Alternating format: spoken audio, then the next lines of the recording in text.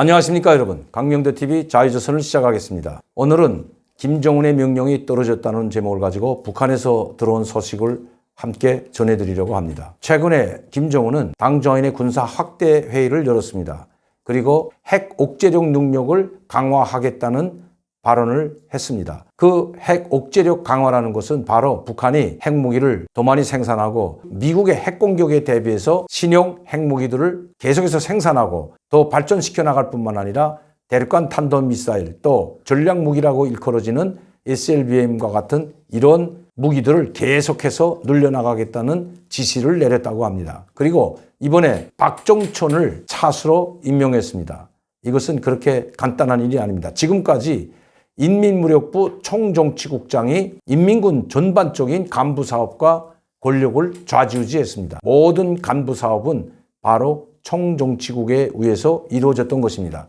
총정치국장의 위상은 인민무력부장, 총참모장보다 더 높았던 것입니다. 그 단적 신뢰가 바로 황병서이고 최룡해입니다.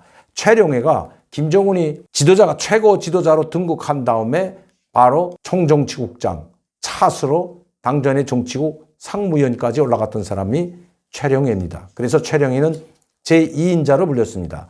최룡해 다음으로 총정치국장 그리고 차수 그리고 정치국 상무위원으로 올라갔던 사람이 바로 황병서입니다. 지금은 황병서는 보이지 않지만 아마 여러분들 2014년도 인천 아세안 게임에 왔던 황병서, 김양곤, 최룡해의 모습을 보았을 겁니다. 황병서는 제2인자로서 김정일의 경호원들까지 대동하고 핵가방과 같은 007 가방까지 대동하고 왔던 것 기억하실 겁니다.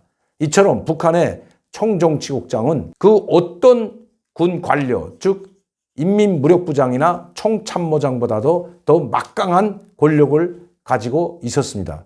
그런데 이번에 김정은은 박정천을, 즉 인민군 총참모장을 차수로 전격 발탁했습니다. 그런데 여기에 인민무력부장과 총정치국장 김수길은 차수는커녕 당전의 정치국 종위원도 되지 못했습니다. 그럼 왜 김정은이 박정천 인민군 총참모장을 전격 차수로 발탁하고 또한 공군사령관을 지냈고 당 중앙위원회 부위원장을 지냈던 이병철을 당 군사위원회 부위원장으로 전격 발탁했습니다. 이 이병철 군사위원회 부위원장은 바로 군수 담당 부위원장입니다.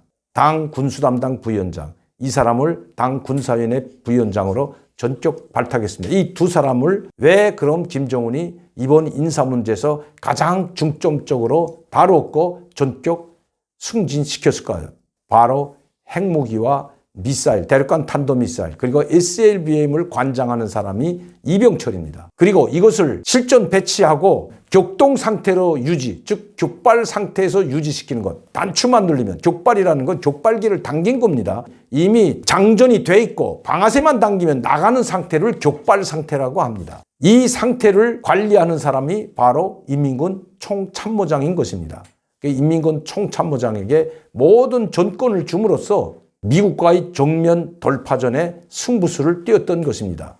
그런데 최근에 북한에서 이 인사사업과 함께 그리고 당 군사위원회 확대회의에서 바로 새로운 새형의 북한이 김정은이 작년도 12월 달에 당 중앙위원회 전원회에서 발표했던 새형의 전략무기를 곧 선보이게 될 것이라고 곧 보게 될 것이라고 발표한 적이 있습니다. 이번 당 군사 확대회의에서 바로 북한의 새로운 전략무기를 선보일 때 대한 지시가 하달됐다고 합니다. 자, 그러면 이 새로운 전략무기가 과연 무엇일까? 많은 사람들이 SLBM을 꼽고 있습니다. 그러나 이 SLBM은 이미 여러 차례 북한에 손을 보였고 또 수중 발사 성공도 했습니다. 또 이미 신형 잠수함, 이것은 새형의 전략무기가 될 수가 없다는 것입니다. 왜냐하면 이 새형의 전략무기를 이렇게 김정은이가 직접 현지지도하는 모습에서 보여줄 수가 없기 때문입니다. 이미 보여준 것은 새로운 또 새형의 전략무기가 될 수 없다는 것이 북한에서 들어온 소식입니다. 물론 이제 SLBM도 발사하고 특히 신형 잠수함에서 직접 발사할 수도 있을 겁니다. 그러나 북한이 이야기하고 있는 새형의 전략무기는 SLBM이 아니라는 것입니다. 그러면 새형의 전략무기는 과연 무엇일까? 제가 언젠가 북한에서 중성자탄에 대해서 이야기한 적이 있습니다. 이 세용의 전략무기는 새로운 핵무기를 선보일 가능성이 높다는 것입니다. 이제 북한은 약 두세 번의 중단거리 미사일을 발사한다고 합니다. 그것이 내일이 될 수 있고 모레 새벽이 될 수도 있다고 합니다.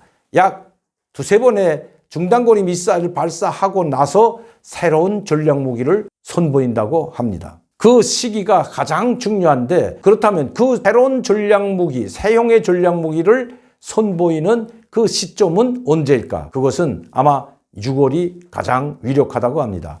6월 25일 전후로 해서 북한은 새형의 전략무기를 전 세계에 보이려고 한다는 것입니다. 그 이전에 말씀드렸듯이 두세 번에 걸친 중단거리 미사일을 발사한다고 합니다. 왜냐하면 미국 정부나 트럼프는 지금까지 중단거리 미사일에 대해서는 큰 관심을 보이지 않았습니다. 그리고 그것은 어떤 나라에서도 자위적 방어권을 획득하기 위해서 단거리나 중거리 미사일은 계속해서 실험 발사하고 있다는 이야기도 트럼프 대통령이 여러 차례 했습니다. 북한은 이번에 중단거리 미사일을 발사하면서 세계 이목을 분산시키고 또다시 이렇게 북한이 자위적 방어 조치에 의해서 중단거리 미사일을 발사한다는 것처럼 보여주고 그 가운데 새로운 전략무기를 발사하려 하고 있다는 것입니다. 그것이 북한이 새로 제작하고 있는 신형 잠수함에서 직접 SLBM의 새로운 핵탄두를 장착해서 발사할 수도 있다는 것입니다. 우리는 2017년도 10월달 이영호 외무상의 말을 한번 돌아보겠습니다. 그는 유엔 총회가 끝나고 나오는 장소에서 우리는 이제 대륙간 탄도미사일에 새롭게 장착한 핵미사일을 태평양 한가운데에 발사해서 실험하는 것이 우리의 목표이고 이것은 이미 준비가 완료됐다. 이런 이야기를 서슴지 않았습니다. 그것도 유엔 총회를 끝나고 나오는 그 한가운데에서 기자들이 질문에 답변한 것입니다. 우리의 최고 지도자의 승인만 떨어지면 바로 할 수도 있게끔 준비됐다는 말을 서슴지 않은 것 여러분들은 보셨을 겁니다. 김정은이 지금 숨고르기에 들어갔습니다. 과연 김정은은 SLBM의 새로운 핵무기, 즉 소형 핵탄두를 탑재해서 태평양 한가운데에서 실험을 할지 안 할지 그것은 김정은의 선택만 남은 것입니다. 그리고 이미 김정은은 새형의 전략무기를 선보이라는 지시를 이번 당 군사 확대 회의에서 명령을 내렸다는 것입니다. 그것이 핵탄두가 탑재된 SLBM일지 아니면 그냥 SLBM일지는 아직은 알 수가 없지만 김정은의 선택은 지금까지 해오던 일반 대륙간 탄도미사일 또 인공위성으로 가장한 대륙간 탄도미사일이나 아니면 SLBM 수중 미사일을 발사하는 것으로 그치지 않는다는 것입니다. 이미 그것은 여러 차례 했기 때문에 새로운 그 뭔가를 보여주고 미국과 정면으로 맞서려고 한다는 것입니다. 특히 이번 미국 행정부와 트럼프 대통령의 이번 북한 압박 조치는 그렇지 않아도 명분을 찾기 위해서 고심하던 김정은에게 바로 명분을 줬다는 이야기가 있습니다. 다시 말씀드리면 이번에 트럼프 행정부가 취한 북한의 무역은행, 조선무역은행의 일꾼들과 여기에 관계된 돈 세탁을 하는 데 관계된 개별적 중국 사람들에 대한 이 제재는 북한의 김정은에게 바로 트럼프 대통령과 친밀한 관계를 깰 수 있는 명분이 됐다는 것입니다. 미국은 또 트럼프 대통령은 앞에서는 김정은과 친분 관계를 이야기했지만 그 친분 관계가 국가 관계로 발전할 수 없다는 것을 그 논리를 북한에서는 여러 차례 경고했던 것입니다. 그런데 개인적인 친분 관계가 결국은 북한 김정은에게 아무런 도움이 되지 않았다는 것입니다. 특히 이번 조선무역은행과 관련된 북한 사람들과 거기에 관여된 중국 사람들 33명에 대한 이 제재는 김정은에게는 치명타가 됐고 결국 분노하게 만들었다는 것입니다.